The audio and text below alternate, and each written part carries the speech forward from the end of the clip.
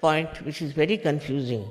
When you say my vibrations are good, I like those vibrations, and while you jump into the ocean of filth. Many people have asked me, Mother, why is it sometimes we make mistakes? You do not make mistakes. It's your ignorance which is darkness. And that's why whenever you plunge into it, you fall into trouble. So that our knowledge has to be completely clear.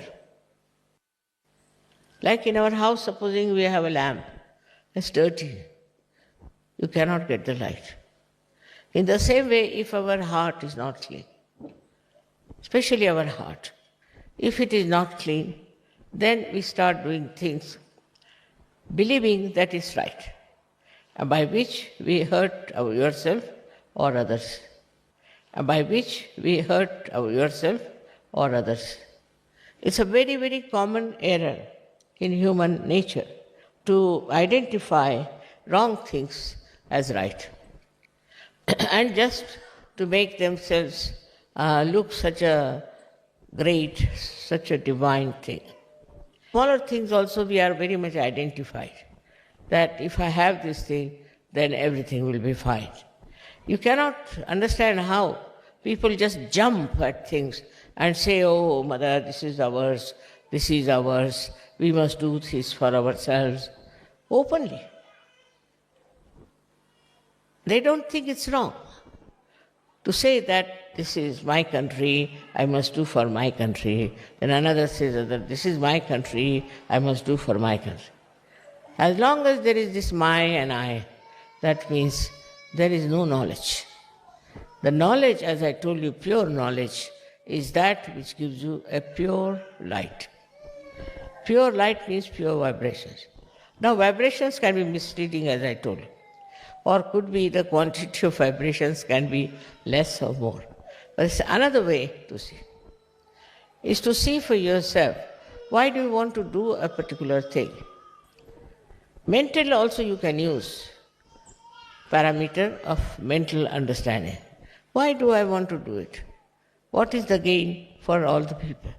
If you start thinking from that angle, that what is the gain for others? What will they gain by this? Why should I do it? You will be amazed. You will get the real picture of what you are doing. So you must keep yourself all the time in a state where you witness yourself. You see yourself, that why am I doing this? What is the purpose? Sometimes it could be some conditioning, could be some sort of a psychological thing, could be anything.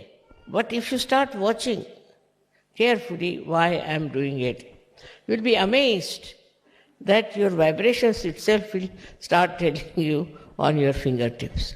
But sometimes the vibrations are so superficially coming, I got the vibrations, I am this, I am that. For this reason, I am saying again and again, though you are such a nice family of mine, and we are all so much blessed, and we have so much of knowledge with us, we should be very wise. If there is no wisdom, we can never understand what we are doing. Now, to develop this wisdom, what have we to do? So every time if I say anything, they'll come otherwise, Mother, how do we get wisdom? What is the way to get the wisdom? Wisdom you have already within you. Sri Ganesha is already there, who gives you the wisdom. But you must take to Sri Ganesh. There I find people become so much addicted to Sri Ganesh that they lose his identity completely. They become very slavish about the whole thing.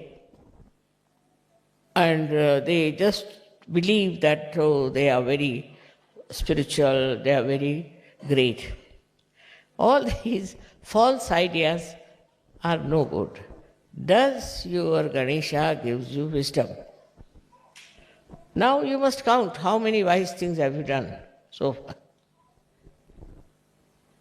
Where did you take a very wise decision? Have you been wise to do something? Or you have been just doing it because you are identified with a particular type of life, a particular type of answer. So wisdom is a thing that gives you, first of all, complete peace. If your wisdom is developed, then you become very peaceful. Because whatever people may say, whatever they may do, whatever aggression they may do, whatever it is, you are peaceful. And you see the stupidity of the other person, of the other nations, and you understand why they are doing it. This wisdom is such an important thing in human being. Because animals don't have so much wisdom as we have. Sometimes, of course, sometimes we have even less than animals have.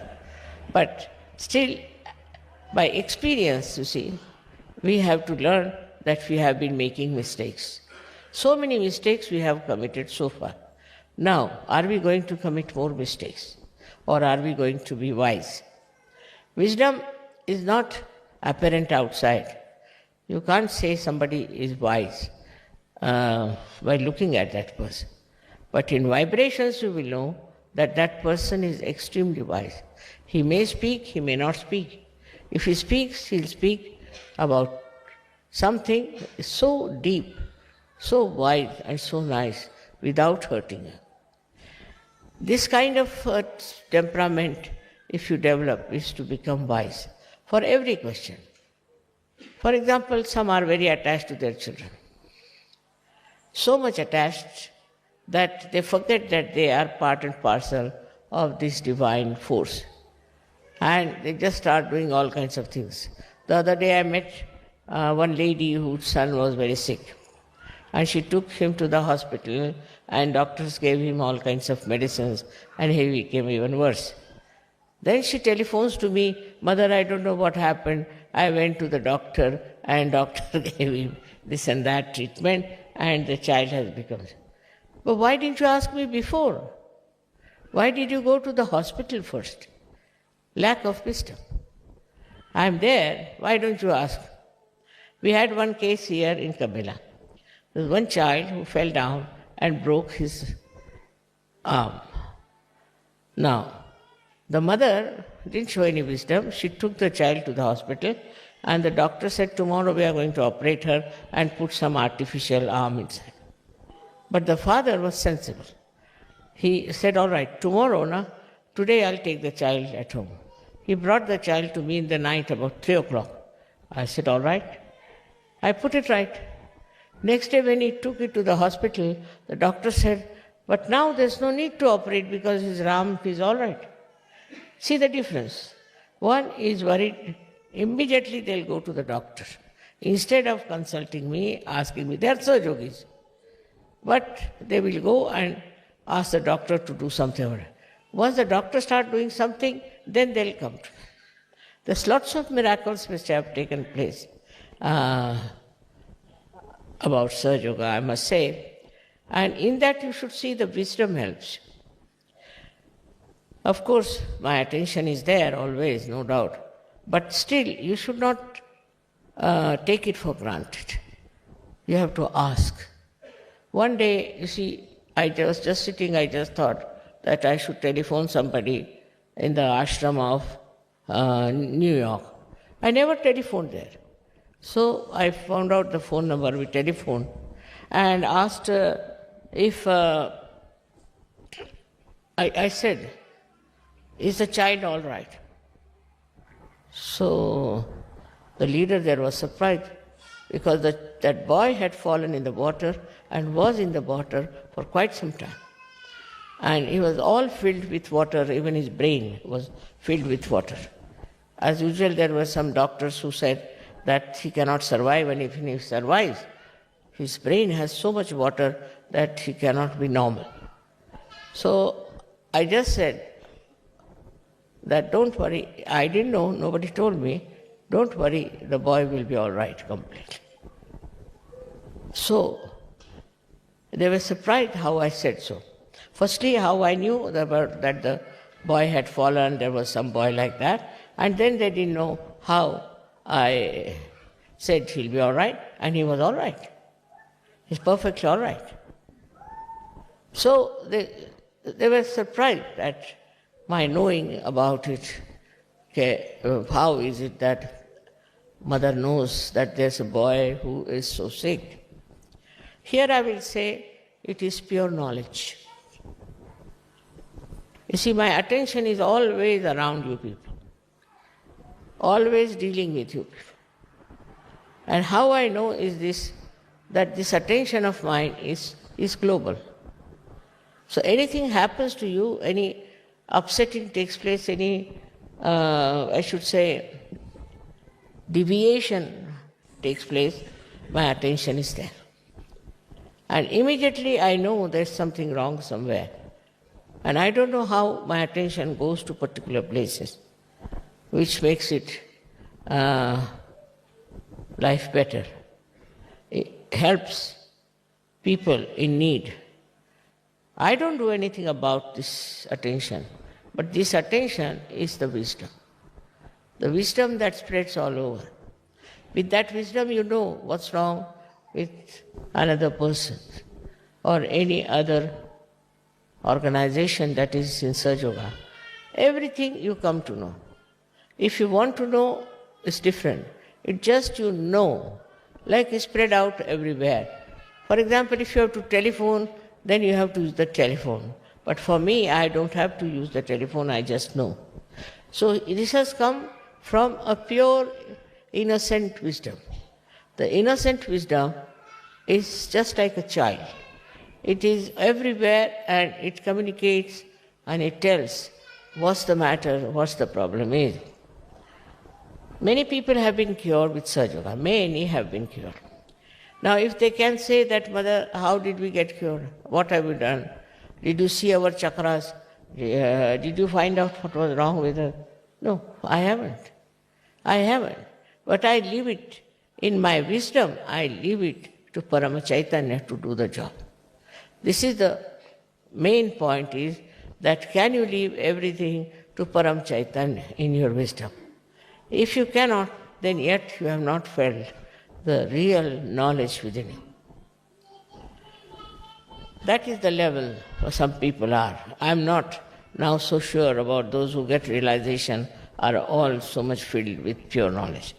Some of them are, but not all of them. With experience they learn. With meeting people they learn. But as the wisdom, pure wisdom, is difficult for them because they do not rely entirely on the Param Chaitanya. Everything happens just Param Chaitanya knows, it understands, it organizes, it loves, it does everything. That's the energy it is. It does everything. And how it manages, how we call coincidences are really organized by Param Chaitanya. As I told you yesterday, the way the rain was. The rain came and went away. It has wisdom. Innately it knows I am sitting here, the program is going to start, stops. Flowers know me. You don't know when we have flowers. They are of this size, I don't do anything to them. They start blowing like this, they blast like that. Now one would say, Mother, how do they know? Because they are natural. We are unnatural. We have taken so many artificialities as part and parcel of life. See, all kinds of courtesies, this, that, all that's not necessary. All these stupid practices that we have adopted sometimes keep us away from pure knowledge. And when there's no pure knowledge, we don't know anything what's happening. You just get frightened for small things, upset for something. I mean, it's something very surprising to see Sahaja Yogis getting upset. Among the 100 people, if supposing there's a problem. So, if you are a Sahaja Yogi, you have to just witness and see. If you cannot do that, then you are not a Sahaja Yogi. But it's not like practicing, like they say, if you have to have the blessings of Shiva you must say 108 times his name. That's not the way. He doesn't like it. You see, nobody likes that kind of a murmuring. You see, somebody comes and takes your name all the time near your door, you'll throw him out. So that's not the way. It's a wrong idea that you go on taking the name of somebody and that deity will help. First of all, you have to become wise enough to understand that you are a part and parcel of Param Chaitanya. Everything will work out by that. And it works out so beautifully. Of course, some people have hard time, I don't say they don't have. But it is not hard because you are one with Param Chaitanya and you know that it is doing the job. You are not feeling that hardness or sickness or anything. All the people who write to me about their problems, I don't know what to say. To just say that, do you believe in Param Chaitanya? All right. It knows. It knows what is to be done. It knows what is to be corrected. It knows what is to be said. See, it can create poetry, it can create music, it can create everything. But do you leave everything to the Param Chaitanya? This is the second point in wisdom. Do you have wisdom to leave everything to Param Chaitanya? After